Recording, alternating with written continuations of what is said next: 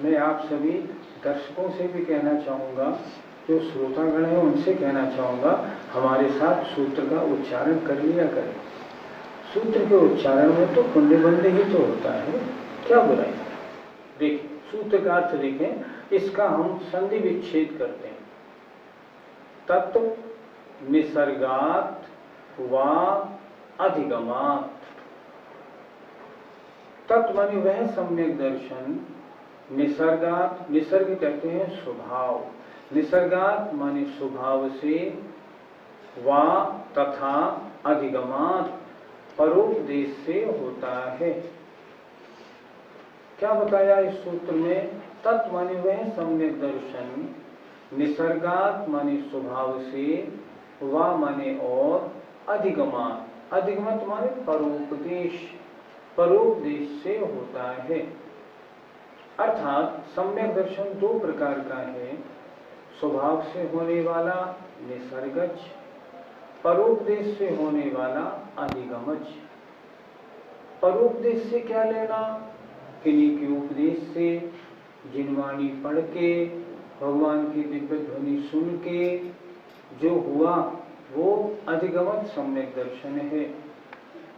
इसके अलावा अन्य और जितने भी कारण हैं, मान लो जाति स्मरण से हो, जैसे नारकियों को होता है वेदना से हो, जैसे जिन बिंब दर्शन से हो, जिन महिमा दर्शन से हो, अन्य देवों की रिद्धि देखने के कारण हो, वह सम्यक दर्शन कहलाएगा निसर्गज। सूत्र का अर्थ क्या बना? तत् माने वह सम्यक दर्शन, निसर्गात माने स्वभाव से, वा माने और, अधिगमात परोपदेश से होता है। अर्थात सम्यक दर्शन दो प्रकार का है, एक अधिगमज जो परोपदेश से हो, और निसर्गज जो परोपदेश के अलावा अन्य किसी के कारण से हो, उसे हम कहते हैं निसर्गज सम्यक दर्शन।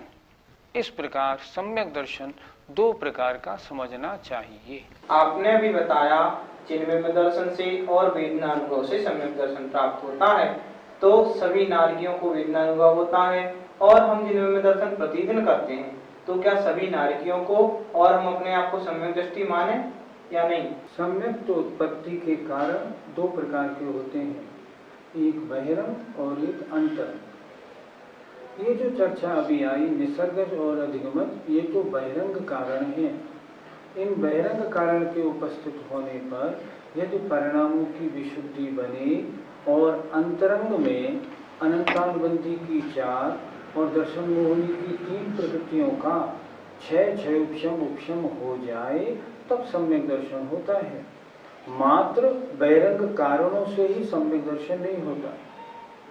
नारकी है, नारकी जैसे ही नरक में जाके गिरा, उसको भयंकर वेदना हुई, वेदना होने पर उसको मालूम जाति स्मरण हुआ और उसको ये मालूम हुआ ये भयंकर वेदना मुझे क्यों हो रही है, कि मैंने पूर्व भाव में उन मुनि महाराज पर भयंकर उपसर्ग किया था, उसके फल स्वरूप मुझे नरक में जन्म मिला है और यहाँ मुझे बड़ा दुख हो रहा है।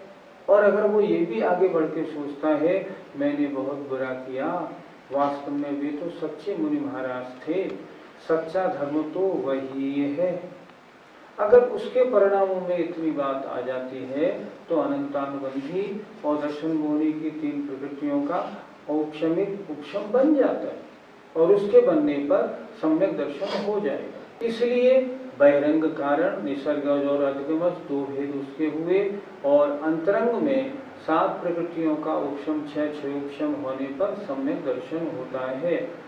बहिरंग कारण भी हो और अंतरंग कारण मिले तब कार्य सिद्ध होता है। क्या जैन धर्म मानने वालों को ही सम्यक दर्शन होता है अथवा अन्य मतावलंबियों को भी सम्यक दर्शन की प्राप्ति हो सकती है क्या? सम्यक दर्शन तो चारों गति के जीवों को होता है। नारकियों के सम्यक दर्शन होता है, त्रिंचों में भी सम्यक दर्शन हो सकता है, मनुष्यों में देवों में सम्यक दर्शन हो सकता है, कोई आपत्ति थोड़ी। लेकिन होगा किसको? जो पहले सूत्र में आपने देखा ना, 7 तत्वों का सच्चा श्रद्धान माने अटूट विश्वास जिनको होगा उनको सम्यक दर्शन होगा। देखो भगवान महावीर सिंह की पर्याय में थे, वहां 2 चारण ऋद्धिधारी मुनि महाराज आए, उन्होंने उनको उपदेश दिया। उपदेश देके उनके आंखों से अश्रुधारा बह निकली और उन्होंने उसी समय उन 7 तत्वों का पक्का श्रद्धान मुनि महाराज के उपदेश को जैसा का तैसा स्वीकार करके अपना मन वैसा बना लिया। आप देखो उसके बाद जब महाराज का उपदेश सुना, उस सिंह ने एक भी जीव नहीं खाया। क्यों नहीं खाया? क्योंकि उसको श्रद्धान था जीवों के खाने से महान कर्मों का आश्रम होता है, और समाधि मनन करके उसने अपना शरीर छोड़ दिया। इतनी मान्यता बना ली। तो त्रिंचों के भी हो सकता है, किसी के भी हो सकता है। शर्त क्या है? 7 तत्वों का पक्का जैसा का तैसा श्रद्धा होना चाहिए। जीवा जीवाश्रव बंध संवर निर्जरा मोक्षास्तत्वम। जीवा जीवाश्रव बंध संवर निर्जरा मोक्षास्तत्वम। बोलिए। जीवा जीवाश्रव बंध संवर निर्जरा मोक्षास्तत्वम। संस्कृत के सूत्र बोलने में कुछ बातों का हमें ध्यान रखना है। पहली बात, जहाँ वा है वहाँ वा बोले, जहाँ बा है वहाँ बा बोले। जैसे बंध में बा बोलना है, संवर में वा बोलना है, तो बा और बा को अलग अलग देखें। दूसरी बात, जहाँ छोटी हो वहाँ छोटी बोले, जहाँ बड़ी हो वहाँ बड़ी बोले। जैसे एक सूत्र आएगा, अभी पहले भी आया था, सम्यक दर्शन ज्ञान चारित्राणि, ये छोटी, हमने बोला चारित्राणि तो ये बड़ी हो जाएगी, ये गलत हो जाएगा। छोटे ऊ को छोटा ऊ बोले, बड़े ऊ को बड़ा ऊ बोले। शु और शु इन दोनों में अंतर हो जाता है। जहां विसर्ग आया हो विसर्ग को स्पष्ट बोले। मोक्ष मार्ग तो विसर्ग है उसको स्पष्ट बोले। अगर हम इन बातों का ध्यान रखेंगे तो उच्चारण बहुत शुद्ध होगा। एक बात और, शा शरीफे का, शा षटकोण का, शा सवार का, तीनों अलग अलग होते हैं। जिसके स्थान पर जिसी को बोलना है, अन्य दूसरे को नहीं तो गलत हो जाएगा। और थोड़ा आगे बढ़ें, समझें। अगर शुद्ध उच्चारण सीखना है थोड़ा, तो एक होता है ग्रह, गा पे रा लगा है, ये तो ग्रह। एक होता है नीचे गृह, तो ये गृह माने घर और ग्रह माने है ग्रह। शनि राहु केतु आदि, उसको ग्रह बोलना है, इसको गृह बोलना है।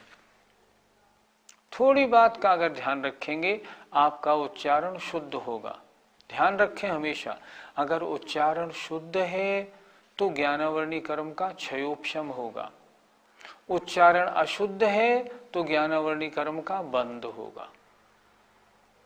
देखें इस सूत्र में क्या बताया। जीवा जीवाश्रव अर्थात जीव अजीव, आश्रव बंध, संवर निर्जरा और मोक्ष, ये 7 तत्व हैं। पहले सूत्र में आया था ना, 7 तत्वों का जैसा का तैसा श्रद्धान करना सम्यक दर्शन है। शिष्य पूछता है, भगवान तत्व कितने होते हैं? आचार्य ने अगला सूत्र लिखा, जीव, अजीव, आश्रव, बंध, संवर, निर्जरा और मोक्ष, ये 7 तत्व हैं। जीव जिसमें चेतना पाई जाए, जिसमें जानने देखने की शक्ति पाई जाए, वो जीव है।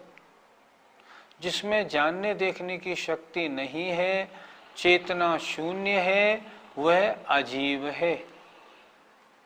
आश्रव कर्मों के आने के द्वार को आश्रव कहते हैं। बंध कर्म और आत्मा का एक मेक हो जाना, कर्म और आत्मा का एक दूसरे में प्रवेश करके बंध जाना, इसका नाम बंध है। संवर आते हुए कर्मों का अर्थात आश्रव का रुक जाना संवर है। आत्मा के साथ जो कर्म आ चुके थे, बंध को प्राप्त हो चुके थे, उनमें से कुछ का आत्मा से अलग होना, इसका नाम निर्जरा है। और आत्मा से समस्त कर्मों का अलग हो जाना, इसका नाम मोक्ष है। फिर एक बार थोड़ा समझ लें, क्योंकि इन तत्वों का जानना ही सम्यक्त प्राप्ति में मुख्य कारण है। जीव जिसमें चेतना पाई जाए, जो जानने देखने वाला है, वह जीव है। अजीव जिसमें चेतना नहीं, जानने देखने की शक्ति नहीं, वह अजीव है। एक छोटा सा प्रश्न आपसे करते हैं। आपकी आंख अब इस समय टीवी देख रही है, आंख देख रही है या आप देख रहे हैं? ज्ञान कैसा कहलाएगा? आंख तो अजीव है और जो इसमें देखने वाला है वह जीव है। देखने वाला मैं हूं, मैं जीव हूं, और आंख ये तो पुद्गल की बनी है। तो इनका सही स्वरूप समझना है। हम क्या करते हैं, शरीर को अपना जीव, मैं यही हूं, ये विपरीत सिद्धांत हो गया। हम ये समझें जीव और अजीव की मिलीजुली पर्याय है। इसमें ये जो दिख रहा है ना, ये तो सब पुद्गल के परमाणु हैं, पुद्गल की वर्गणाएं हैं, और इनसे जो देखने जानने वाला है वह मैं जीव हूं। तो जीव तत्व क्या हुआ? जो जानने देखने वाला है उसका नाम जीव है। जिसमें जानने देखने की शक्ति नहीं, वह अजीव है। आश्रव कर्मों के आने के द्वार को आश्रव कहते हैं। बंध कर्मों का और आत्मा का एक मेक मिक्स हो जाना, इसका नाम बंध है। संवर आश्रव का रुक जाना, अर्थात कर्मों का आना रुक जाना, संवर है। निर्जरा आत्मा के साथ जो कर्म लगे थे, उनमें से कुछ कर्मों का आत्मा से अलग हो जाना निर्जरा है। और आत्मा से समस्त कर्मों का पृथक हो जाना, इसका नाम मोक्ष है। आइए थोड़ा उदाहरण से समझते हैं। मैंने अपने घर में मान लो 15 अतिथियों को बुलाया। बुलाने वाला मैं जीव हूं, मेरा घर अजीव है। मैंने जिनको बुलाया था वे अतिथि आए, इसका नाम आश्रव है। आके बैठ गए, भोजन करने लगे, इसका नाम बंध है। अतिथि के आ जाने पर मैंने दरवाजा बंद कर दिया, इसका नाम संवर है। जो अतिथि आ गए थे, खाना खाके अब एक एक करके जाने लगे, इसका नाम निर्जरा है। और सारे अतिथि चले गए, इसका नाम मोक्ष है। इस तरह इन 7 तत्वों को हमें समझना चाहिए और जान के इन पर जैसा का तैसा श्रद्धान करेंगे, तब सम्यक दर्शन होगा। 7 तत्वों में कौन कौन से तत्व हेय हैं और कौन कौन से तत्व उपादेय हैं? 7 तत्वों में जीव और अजीव ये जानने योग्य हैं, ज्ञेय हैं। मैं अपने आत्मा को जानूं और आत्मा के अलावा जो मेरे नहीं है उनको जानूं। आश्रव और बंध ये हेय हैं। जिन कारणों से कर्म आते और बंधते हैं वो हेय है। हेय माने छोड़ने योग्य। संबर और निर्जरा ये उपादेय हैं, अर्थात प्राप्त करने योग्य हैं। और मोक्ष तो परम लक्ष्य परम ध्येय है। जीव और अजीव ज्ञेय तत्व हैं। आश्रव बंध हेय है, छोड़ने योग्य है। संबर निर्जरा ग्रहण करने योग्य उपादेय हैं। और मोक्ष तत्व हेय है, मोक्ष तत्व ध्येय है। इस प्रकार इन 7 तत्वों का अगर जैसा का तैसा पक्का श्रद्धान हम करें तब हमें सम्यक दर्शन हो सकता है। जो वस्तु को संपूर्णता से जानता है उसका नाम प्रमाण है। जैसे हाथी, हाथी को हाथी रूप से जानना ये प्रमाण है। और जिसकी सूंड होती है, जो वस्तु के अंश का ज्ञान कराए, जिसके कान पंखे जैसे होते हैं, जिसके पैर खंबे जैसे होते हैं, इसका ज्ञान हो, इसका नाम नय है। वस्तु का ज्ञान 2 तरह से होता है। एक वस्तु के संपूर्णता का ज्ञान करना और वस्तु के एक एक अंश का ज्ञान करना। अगर इन दोनों प्रकार से वस्तु नहीं जानी जाएगी तो वस्तु का पूर्ण ज्ञान नहीं होता। इसलिए प्रमाण और नय इन दोनों के द्वारा जीवादि 7 तत्वों का या सम्यक दर्शन ज्ञान चारित्र आदि का ज्ञान होता है। अभी आपने प्रमाण और नय के बारे में बताया, क्या प्रमाण के भी भेद होते हैं? आचार्यों ने प्रमाण के 2 भेद बताए हैं, एक परोक्ष प्रमाण और एक प्रत्यक्ष प्रमाण। जो इंद्रिय और मन की सहायता से जो होता है ज्ञान वह परोक्ष प्रमाण है, और जो सीधे आत्मा से जो ज्ञान होता है वह प्रत्यक्ष प्रमाण है। इस तरह प्रमाण के 2 भेद हैं, परोक्ष और प्रत्यक्ष। पंडित जी, नय के भी तो भेद होते होंगे, कृपया उन्हें भी बताएं। अलग अलग अपेक्षा से नयों के भेदों का वर्णन शास्त्रों में पाया जाता है। मुख्य रूप से नय के 2 भेद होते हैं, द्रव्यार्थिक और पर्यायार्थिक। हम द्रव्यार्थिक को निश्चय ने भी कह सकते हैं और पर्यायार्थिक को व्यवहार ने भी कह सकते हैं। इनका लक्षण क्या है, ध्यान से सुने जरा। निश्चय ने या द्रव्यार्थिक ने जो द्रव्य को विषय करे, जो द्रव्य को बताता है वो निश्चय ने या द्रव्यार्थिक ने है, और जो पर्याय को बताता है वो व्यवहार ने या पर्यायार्थिक ने है। जैसे मैं निश्चय ने से जीव हूँ, ये निश्चय ने का वर्णन हुआ।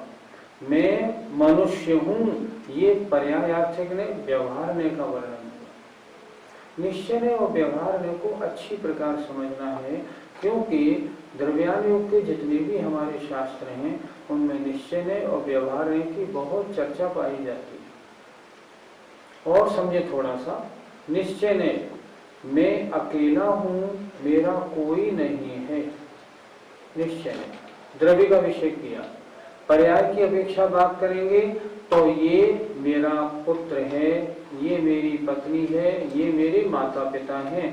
हाँ, पर्यायार्थिक या व्यवहार ने से माता पिता मेरे हैं, निश्चय ने से मेरा कोई नहीं है। द्रव्य की अपेक्षा निश्चय ने और पर्याय की अपेक्षा व्यवहार ने। अभी आप तत्वार्थ सूत्र आगे बढ़ेंगे तो इसमें पहले अध्याय के अंतिम सूत्र में नयों का 7 भेद दिए हैं। नैगम, संग्रह, व्यवहार, ऋ सूत्र, शब्द, समगुण और एवं भूत। इनका लक्षण जब इस सूत्र को हम समझाएंगे तब बताएंगे। मुख्य रूप से 2 ने समझने वाले हैं, निश्चय ने और व्यवहार ने। जो द्रव्य की बात करे वो निश्चय ने, जो अभेद की बात करे वो निश्चय ने, जो भेद की बात करे वो व्यवहार ने, और जो पर्याय की बात करे उसे हम कहते हैं व्यवहार ने। 6ठा सूत्र प्रमाण नय रधिगम। इसको जब सुना तो शिष्य ने प्रश्न किया, भगवान अगर किसी को और अच्छी प्रकार से जानकारी करनी हो तो किस प्रकार हो सकती है, उसके साधन, उसके क्या कारण हैं। तब आचार्य ने 7वें नंबर का सूत्र लिखा, देखते हैं। निर्देश स्वामित्व साधनाधिकरण स्थिति विधानतः। निर्देश स्वामित्व साधनाधिकरण स्थिति विधानतः। बोलिए। निर्देश स्वामित्व साधनाधिकरण स्थिति विधानतः। सूत्र का अर्थ हुआ बिल्कुल स्पष्ट, बहुत सरल। सूत्र के अनुसार चलिए, उंगली सूत्र पे लगा लीजिए। निर्देश स्वामित्व साधन अधिकरण स्थिति और विधान से जीवादि तत्वों का या सम्यक दर्शन ज्ञान चारित्र आदि का विशेष ज्ञान होता है। फिर एक बार देखें, बिल्कुल स्पष्ट है सूत्र। निर्देश स्वामित्व साधन अधिकरण स्थिति और विधान से जीवादि तत्वों का या सम्यक दर्शन ज्ञान चारित्र आदि का ज्ञान होता है। 6 शब्द इस सूत्र में आए। आइए जरा उनकी परिभाषा देखते हैं। निर्देश, वस्तु के स्वरूप का कथन करना निर्देश है। स्वामित्व, इसका स्वामी कौन होता है, उसके अधिकार, स्वामित्व का कथन करना स्वामित्व है। साधन, इसकी उत्पत्ति के कारण क्या है, ये कैसे प्राप्त होती है, साधन। अधिकरण, इसका आधार क्या है, बेस क्या है। स्थिति, यह कितने समय तक रहती है, इसका काल, इसकी अवधि कितनी है, कितने समय तक ये टिकती है। और विधान, ये कितने प्रकार की है। फिर एक बात समझें, आपको तत्वासूत्र थोड़ा कड़ा तो लगेगा, लेकिन कड़ा तो है ही। पहले शब्दों के अर्थ तो समझने पड़ेंगे, लेकिन फिर भी सरल है बिल्कुल।